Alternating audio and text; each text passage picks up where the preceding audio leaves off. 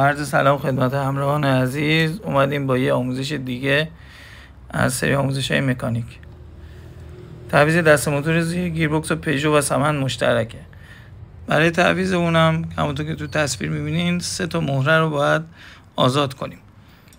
همونطور که می‌بینین برای اینکه فشارها از اون مهره برداشته بشه باید زیر گیربکس جک بزنیم و اون رو یه ذره بالا ببریم. بعد از باز کردن 2 تا مهره‌های کناری نوبت به مهره وسط میرسه که مهره اصلیه.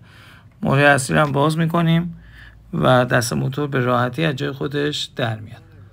از جمله خرابی‌هایی که برای این دست موتور ممکنه به وجود بیاد پارگی و فرسودگی اونه که معمولا بر اثر اون لرزش‌های موتور به اتاق و فرمون و جو فرمون انتقال پیدا میکنه و فرمون همیشه زیر دستتون در دور آروم لرزش داره.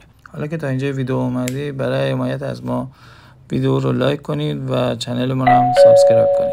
برای بستن دست موتور جدیدم عکس مراحل باز کردن رو انجام میدیم. مهره‌ها رو بسته و بعد سینی زیر باتری و باتری رو مونتاژ میکنیم. ممنون از اینکه تا انتهای ویدیو با ما بودید.